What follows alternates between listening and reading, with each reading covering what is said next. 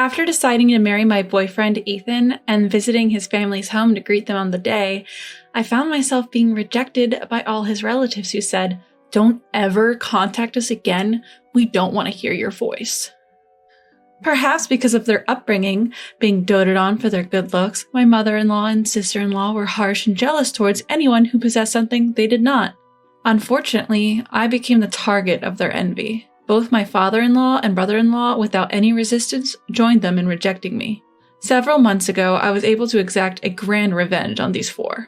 My name is Amy. I am 27 years old. Now I'm living peaceful and happy days surrounded by love with my husband, adorable child, and my parents. The origin of all this started 3 years ago when I was 24. It was triggered when my boyfriend at the time, Ethan, proposed to me. Ethan and I were colleagues at work, and we became close due to our shared hobby of movie watching, and we started dating after many movie outings together on our off days. Ethan had a calm temperament and was friendly to everyone at work, making him well liked by many. He disliked disputes and was the kind of kind-hearted person who could forgive others' mistakes. Since the time I entered the company, I was interested in Ethan, so when he asked me out, I was overjoyed, and I looked forward to going to work every day. Whenever I made a mistake at work and was feeling down, he would listen to me all night long, and I naturally started thinking, I want to be with this person forever. Ethan had dreams of starting his own business in the future, and I wanted to be by his side to support him all the way. When Ethan proposed to me, I was over the moon. Of course, there was no reason to reject him. I accepted his proposal immediately and decided to marry Ethan. On the weekend after Ethan proposed to me, we immediately went to my family's home, introduced Ethan to my parents, and announced our intentions to marry. Ethan was also kind to my parents, and he even had a great time drinking and getting along with my father. My parents seemed to take a liking to Ethan, and they joyfully agreed to our marriage and shared in our happiness. Seeing Ethan engaging happily in conversation with my parents, I sincerely felt fortunate to have met him. The weekend following the report to my parents, we were scheduled to visit Ethan's house. Having decided to go greet them, I realized that I hadn't heard much about Ethan's family from him. But at the time, I didn't think much of it, considering that Ethan was living alone and probably didn't keep in touch with his parents that much. The night before the day we were to visit Ethan's family, Ethan suddenly said during our phone conversation, "About tomorrow. My parents might be a bit odd, but don't worry about it too much." I was slightly concerned about what he meant by odd, but I figured I would find out the next day, and since we had to wake up early the next day, I decided not to worry about it too much and went to sleep. Around 10 a.m. the next day, I met up with Ethan at the station and we headed towards his house together. Since Ethan was living alone, this was my first time visiting his family home. Despite what I might say, I was nervous all morning, and when I was walking with Ethan, I hardly heard what he was saying because my heart was pounding so fast. What stood there was a grand mansion, like a castle. The garden was vast, and I was petrified when I thought, Ethan grew up here? My nerves eased a little when Ethan, with his usual gentle smile, said, "Are you nervous? It's okay, let's go." As soon as the front door opened, my mother-in-law was there to greet me. "Oh my, you've come all this way? You must be tired. Come on in quickly." She greeted me kindly. She was very slender, well made up, and her hair was beautifully arranged. Her expensive, wrinkle-free clothes were flawless. Once inside, my father-in-law, brother-in-law, sister-in-law, and their children were waiting. Everyone in the family other than my mother-in-law greeted me with smiles, which was a relief. I was warmly welcomed, took a seat on the sofa, had dinner while chatting with everyone, and announced our engagement. Ethan's family was very pleased, especially my mother-in-law and sister-in-law were excited, saying, "We're so happy to have such a cute girl join our family." I was moved by the warm welcome from these people. The pleasant conversation continued. Ethan's family were very talkative, and according to the stories that came up, my father-in-law ran a company that sold package tours, and my brother-in-law who lived with them was working there as an executive director, intending to take over the company in the future. My mother-in-law and sister-in-law were housewives, supporting their husbands' lives, and they were living gracefully, attending dance classes and flower arrangement lessons during the day. My sister-in-law also took care of her appearance, and she exuded a confident atmosphere. My father-in-law was very kind, always smiling at me and making me feel at ease by bringing up various topics so that I wouldn't be nervous. I was sincerely glad he seemed like a good person. At that moment, a certain conversation with my father-in-law broke the harmonious atmosphere. "Amy, I heard that you work at the same company as Ethan. Are you a contract employee there?" No, I originally joined the company as a regular employee after graduating from university, just like Ethan. The company where Ethan and I work is a major corporation, known to the public as a top-tier company. It's a popular company among job seekers, and getting hired as a regular employee is challenging. But luckily, I was hired as a new graduate after college. Oh, is that so? Huh. In that case, where did you graduate from? I graduated from Harvard. That's amazing. You must be really talented. I'm so proud that someone as talented as you is marrying into our family. Amy's awesome, isn't she? She is very hardworking. She's competent at work and quick-witted. I'm so happy to be marrying her. My father-in-law and Ethan praised me so much it was embarrassing. In fact, I went to a top-tier university in the US, and I studied hard during my high school years, even at the expense of my sleep. My parents, who didn't have much money, worked hard to get me through college. I was determined to attend a good college, land a decent job, and someday definitely give back to my parents. I'd been striving towards that with all my heart. Caught up in a lively conversation with the two others, I noticed that my mother-in-law and sister-in-law had gone quiet. I thought, oh no, and I desperately sought a change in the conversation. And noticing a beautiful arrangement of fresh flowers on the table before me, I asked, Mother-in-law, that flower arrangement is lovely. Did you put it together? To which she responded somewhat gruffly, What? As if you, a professional working in a top-tier company, have any interest in housewives' time-killing activities. Confused, I wondered why her demeanor had changed when just a moment ago she was speaking with a smile. As if in agreement with my mother-in-law, my sister-in-law chimed in saying, From your point of view, Amy, with your high education, you probably think all us uneducated housewives can talk about is flowers. I hadn't meant it that way at all. Not knowing what to say, I felt a lump in my throat, nearly bringing me to tears. Ethan quickly interjected, Hey, both of you, stop that. Amy isn't the type to look down on people. Ethan's words were a comfort, but I couldn't bring myself to apologize or say anything, so I just kept my head down. Glancing around, I noticed my father-in-law, who had been drinking since noon, snoring and passed out on the sofa. My brother-in-law was clearly bored, yawning and scrolling through his phone, making the atmosphere in the room really tense.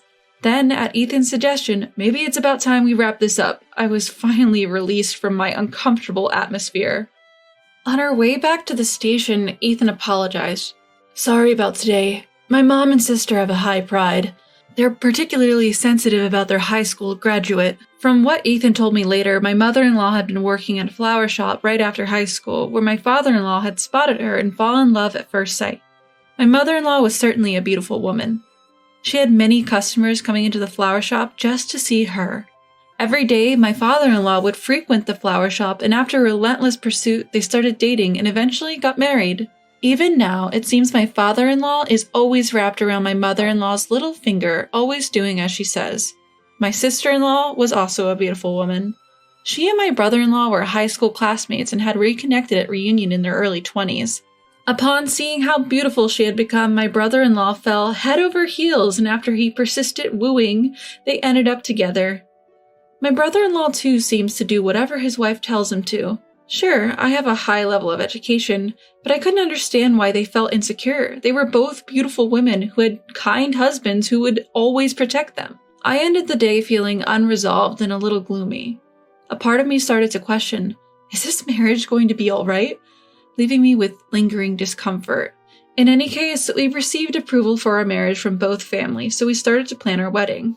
Even though the unease hadn't entirely disappeared, I felt that we would understand each other better if we talked more. Don't worry, I'll always be on your side, Amy. I was able to stay positive. After nearly 6 months of lengthy preparation and with the final push at hand, it was finally the day before our wedding when Ethan's cell phone rang. It was from his mother. After having a brief conversation over the phone, Ethan let out a surprised shout.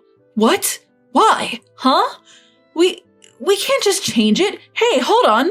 It seemed like the call had been cut off. When I asked what happened, Ethan shocked me with what he said. My parents, they said they're not coming to the wedding tomorrow. What? What do you mean? I was completely unable to digest the situation and anxiously asked Ethan. According to Ethan, it seemed that the in-laws had forgotten that they had booked a trip for the next day and couldn't attend the wedding. Unbelievable. The parents of my husband are skipping the wedding on the day before the ceremony? We stood there in a daze for a while. Not understanding why this happened, we tried calling not only the mother-in-law, but also the father-in-law and brother-in-law many times to get an explanation, but only the dial tone continued to ring and no one picked up the phone. Confused by the sudden situation, we quickly went to the in-laws' house, but the lights were off and there were no cars, indicating that nobody was home. I said to Ethan, "When I went to greet your family the other day, I wondered if I upset your mother and sister." The atmosphere was quite tense at the end, to which Ethan responded, "As I've said before, both my mother and sister have high pride. Smart women tend to be a bit hard-headed. Even if they hold a grudge for such a thing, I wouldn't know." When I asked, "But why would your father also skip the wedding?" Ethan replied, "My dad and brother-in-law, they're both very submissive to their wives. They probably sided with them to not upset my mother and sister." Ethan said this with a distressed look. I was at a loss for words. In the end, we were unable to contact Ethan's family even on the day of the wedding, so we had no choice but to go ahead with the wedding without Ethan's family present. Why did this happen? Did I do something wrong? And was it really true that they forgot they were going on a hot springs trip? Even if it were true, I couldn't comprehend why Ethan's family would choose a trip over attending their own son's wedding. My parents, who had arrived at the wedding venue, were very surprised when they heard that Ethan's family would not be attending. Ethan said to my parents, "I'm very sorry for the trouble my parents have caused." My parents responded, "It's not your fault, Ethan. Don't worry about it. Enjoy the wedding." But their expressions were a bit complicated. I felt terrible for making my parents have such expressions at the wedding. During the reception, we could hear whispers among Ethan's friends and mine asking, "Why aren't Ethan's parents here?" And the boss from work, who kindly agreed to give a toast, also asked, "What happened to your parents?" leaving us wondering how to answer. He couldn't possibly say, "My parents are at a trip instead of attending their son's wedding." When we were asked about Ethan's parents that day, we brushed it off saying they were feeling unwell. What was supposed to be a joyous day turned out to be one mentally exhausting day. Several days after the wedding ceremony, Ethan and I went to his parents' house to report that the ceremony had ended. "Oh, Amy, it's been a while. How was the wedding? Did you have fun?"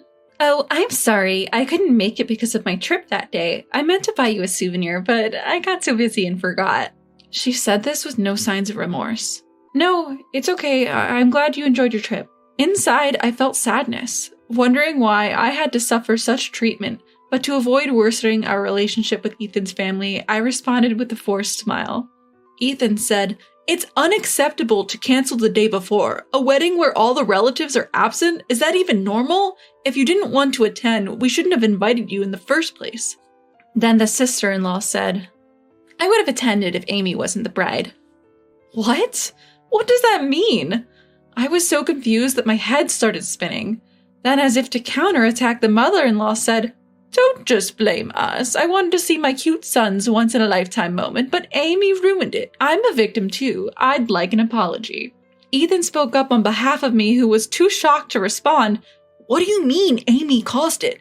Amy didn't do anything." Then the father-in-law, who had been silent, finally spoke. "Enough is enough. How dare you come in here in the middle of our day off and complain? Is that all you came here for? Get out!"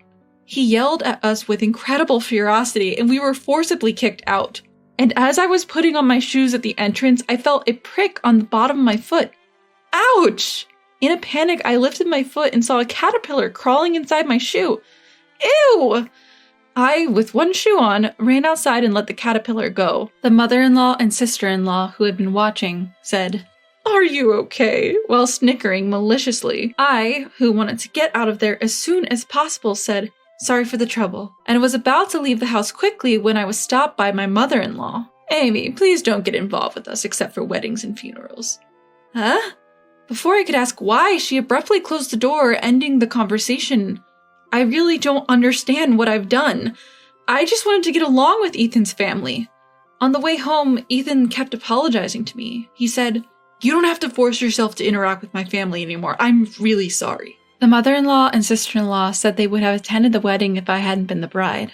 Feeling as if I was the one who had done something wrong without even knowing why, I started to feel sorry for Ethan. The very next day, I woke up to intense itching all over my body. The itch was so unbearable that I jumped out of bed and rushed to the mirror, only to find my entire body had swollen up fiery red. I was supposed to work that day, but quickly got a sick day and went to the dermatologist. Apparently, the swelling on my entire body was due to the caterpillar stings. The caterpillar from yesterday, huh?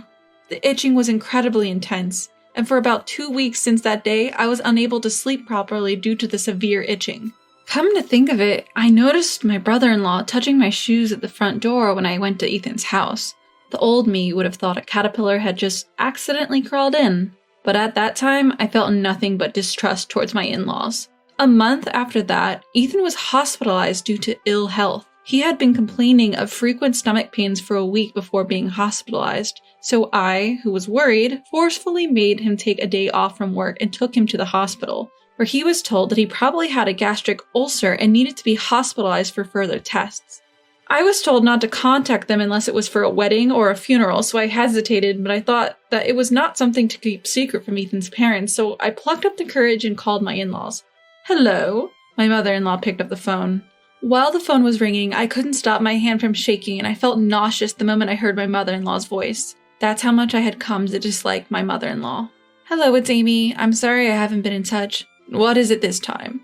Well, Ethan has been hospitalized due to ill health. They think it might be a gastric ulcer, but he's being admitted for tests just in case, so I thought I should let you know. Ah, a gastric ulcer, huh? Isn't it because you're overworking him?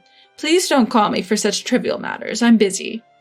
Trivial matter? Don't you care about Ethan? I don't want to hear your voice. I'll tell you clearly because you seem dull. I don't want to have anything to do with you from now on, so please don't contact me again. I'm worried about Ethan, that's why I'll call him directly. Then my brother-in-law suddenly came on the phone.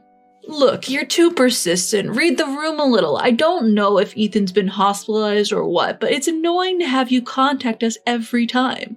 He hung up the phone unilaterally. The moment I heard the sound of the phone hanging up, I felt like something inside me had snapped. The in-laws who mercilessly threw harsh words at me, the mother-in-law who said don't contact us, even though her own son was hospitalized, and the entire family of in-laws who rejected me unilaterally, I couldn't forgive them. You don't want me to contact you again because it's a bother? I don't want to have anything to do with that strange family. I will never contact them again, no matter what happens.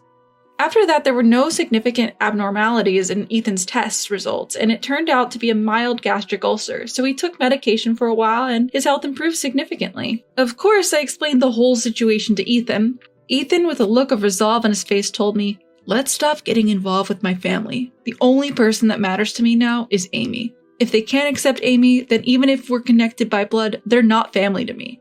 A year after that happened, Ethan finally left his job and realized his long-standing dream of starting a software sales business. He had been dreaming of starting his own business since before we got married. Of course, he leveraged his previous job experience to accomplish this. Ethan worked harder than anyone else at his job to achieve this. Although we're still at the starting point, I was happy to see even a bit of Ethan's dream becoming a reality. And our happiness continued. A year after he started his business, a healthy baby boy was born to us. My parents were overjoyed at the birth of their grandchild. Despite the nearly 2-hour journey from my house to theirs, they visited us frequently, making each day extremely blissful. Naturally, we did not report the birth of our child to Ethan's parents. Well, even if we had, they probably wouldn't have cared anyway, so it doesn't really matter. We didn't hear a thing from Ethan's parents after the phone call. Feeling relieved that we didn't have to deal with that peculiar family anymore was somewhat comforting. Then, several months later, something happened. The new coronavirus began to spread globally, and our country also declared a state of emergency and called for people to refrain from going out. Watching the news, all we saw were discussions about coronavirus. As the call for non-essential outings to be refrained grew louder, it was clear that the restaurant and tourism industries were severely affected. My heart ached for them. Suddenly, I wondered how the package tour company run by Ethan's father was doing, but it was none of my concern. No, I might have even cracked a smile imagining the state of his father's business. Despite the circumstances, Ethan's business was doing very well. While there was some instability in our income when we first started the business, recently our income has been higher than when Ethan was an employee and everything was going well. Around this time, Ethan started to receive a lot of calls from his parents' home.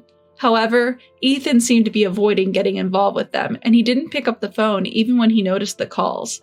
There were also some voicemails left, but because he decided not to be involved with his family anymore, he ignored them without even listening to them.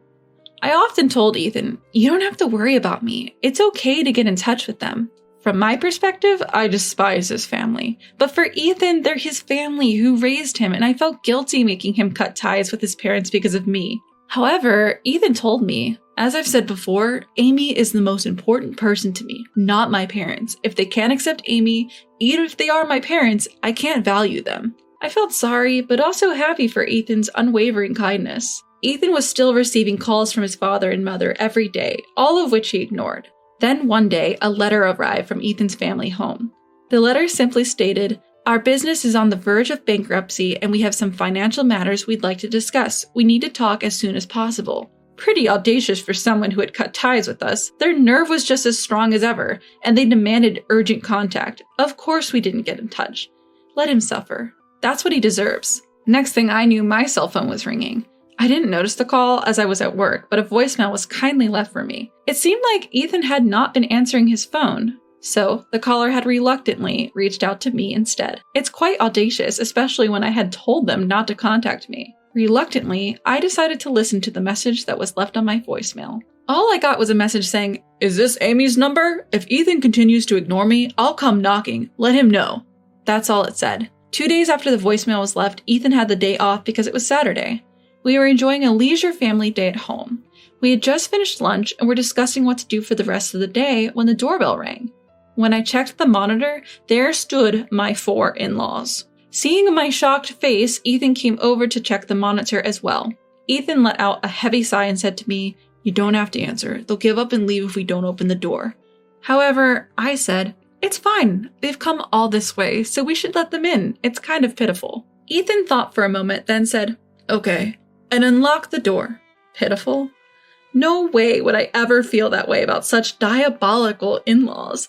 I purposely didn't tell Ethan about the voicemail. All of this was to lure them into our home. Of course, my shock at seeing them through the monitor was just an act. I knew they would show up sooner or later. There was a reason why I let Ethan's parents into our house. The real retaliation is yet to come. It's time for a full-scale confrontation. The entire in-law family had come to our front door. As soon as the door was opened and the 4 of them marched in without a hint of restraint, spoke in a frustrated tone, "How long does it take to just open the door? Such a bunch of ill-mannered people, it's unbelievable." As soon as they entered the house, Ethan's mother saw our son happily playing with his toys on the floor and said, "Whose child is this?" I responded, "He's our son." "Ah, I remember now. You said not to contact you anymore, so I didn't report it. But I don't think you're interested in it anyway, so whether or not I report it makes no difference." Upon hearing this, Ethan's mother stared at me with a look of contempt and muttered under her breath, "You are so cheeky." I was starting to enjoy the situation and asked Ethan's father, "So what brings you here today? If you wanted to visit, you should have let us know in advance." Ethan's father responded, "Didn't you read the letter?" "Do you mean the one that arrived 2 days ago?" I said, to which Ethan's father angrily said, "If you read it, you should have contacted us. It said we needed to hear from you urgently." Quick to respond, I said, "Oh, you wanted me to contact you? But you said you didn't want to have anything to do with us anymore, so I didn't think it was necessary." Looking at the stern faces of the 4, it was hard for me to suppress my laughter. Ethan, my husband, remained silent as if letting me say everything I wanted. True to form, he knew how to read the room. It's hard to believe he was born to parents who lacked such common sense. Then my father-in-law abruptly changed his attitude and began pleading. "I beg you, I apologize for the past. Due to this COVID situation, everyone's been canceling their travel reservations one after another. We're not getting any new bookings either, and who knows how long this situation will continue. If things go on this long, my business will be ruined, so can't you help me out with some money?" I responded, "I see, that's tough, but no. I'm afraid I have to decline. I don't want to conveniently assist someone who said they wanted nothing to do with me anymore. However, if you're really desperate, if you show me sincerity, I might reconsider." My father-in-law shouted, "What the hell?" and started to intimidate me with a furious face. But I wasn't scared anymore. I decided to handle things my way. "I didn't say you had to. Feel free to leave if you want to." My father-in-law looked vexed, slowly started begging. "I'm sorry, please help me out," he pleaded. Seeing that, I didn't respond. He told the other 3 to also apologize to me, and finally, all 4 of them started begging. When I responded, "No thank you," with a smile, my father-in-law suddenly got angry and banged his hand on the table. He then shouted, "You! When I'm humbling myself, you're getting high and mighty," and grabbed my collar. Surprised by his sudden aggression, I was about to tell him to stop when Ethan said, "Hey, Dad, don't lay a hand on Amy." My father-in-law asked, "You're going to take your wife's side when your parents are begging like this?" Ethan replied, "The most important person to me right now is Amy. I can't care about someone who treats Amy poorly, even if they're my parents. And I don't need any superficial apologies just for money. If you can't apologize to Amy from the bottom of your heart, just leave." At this, my father-in-law, seemingly enraged, punched Ethan square in the face. "Is that how you talk to your parents?" Blood was coming out of Ethan's mouth from the punch. I tried to say something to my father-in-law, but he was still so angry. He started to kick Ethan, who was on the ground. I yelled, "What are you doing to Ethan?" and tried to hold my father-in-law from behind, but he shrugged me off and I was thrown back, hitting my head on the corner of the table. I touched the back of my head where I hit it. My hand came back covered in blood. The other 3 people, excluding my father-in-law, looked shocked and frozen in place. As my father-in-law started ransacking the room shouting, "Where's the money?" I quickly opened the balcony window and yelled to the people passing by, "Help! I'm being murdered!" 5 minutes later, the police arrived. When the police arrived, my father-in-law quickly calmed down and began to blather, "Sorry for the commotion. I just got carried away with the excitement of seeing my grandson. My daughter-in-law seems drunk or something. She's been shouting strange things," he started with a flippant smile. I explained to the officer, "Please take this man away. He hit both my husband and me. He's also been ransacking our house, demanding cash." Suddenly, father-in-law shouted, "I didn't do anything!" And with a curse, he punched a hole in the wall. He was arrested on the spot. The other 3 of them were also taken to the station for questioning. Afterwards, it seems that father-in-law was held in jail for a while. Ethan, my husband, had been punched in the cheek, but fortunately, it was just a light cut and bruise that healed quickly. On the other hand, the wound on the back of my head turned out to be bigger than I thought, and I ended up getting 10 stitches. I feel guilty for causing Ethan to get hurt as a result of luring my in-laws to our house for my revenge, but I'm glad that they have stopped asking for money, seemingly regretting their actions. From what I heard later, as I expected when they first met me, father-in-law praised me and both my mother-in-law and sister-in-law became jealous. The 2 of them apparently instructed father-in-law and my brother-in-law to act coldly towards me. Of course, neither father-in-law nor my brother-in-law could stand up to them and were merely doing as told. The caterpillar that ended up in my shoe was likely the work of my brother-in-law, egged on by my sister-in-law. Jealousy is indeed frightening. It's unbelievable how much it can change someone's life. You never know what might happen. Afterwards, as expected, my in-laws had no way of getting their hands on money. Their business went bankrupt. And their house was seized. Now it seems they live in a cheap apartment. Both my father-in-law and my mother-in-law are nearing 70. It's difficult for them to find work again. My brother-in-law had been working at father-in-law's company, but taking advantage of being the boss's son, he didn't work seriously and seemed to spend all day at the casino. Approaching 50 with no useful skills, it's hard for my brother-in-law to find a job, and it seems he's now making a living with a part-time job at a convenience store. My sister-in-law had been a stay-at-home wife with no significant career, and she seemed to be job hunting at employment agencies and the like. However, due to her selfish personality, she kept complaining about this and that and couldn't hold a part-time job down for long. Now, she seems to be cooped up at home. A little after that incident, my father retired and we decided to live together with my parents. The person who proposed living together was none other than Ethan. It was because I am an only child and he was concerned about my parents' life in their old age. I've returned to work now, and my parents take care of our son during the day, so I feel secure balancing childcare and work. Ethan, my beloved husband, and my kind parents. And of course, my son, who is my treasure. Life with them is the happiest. I resolve never to forget to be grateful for this happiness.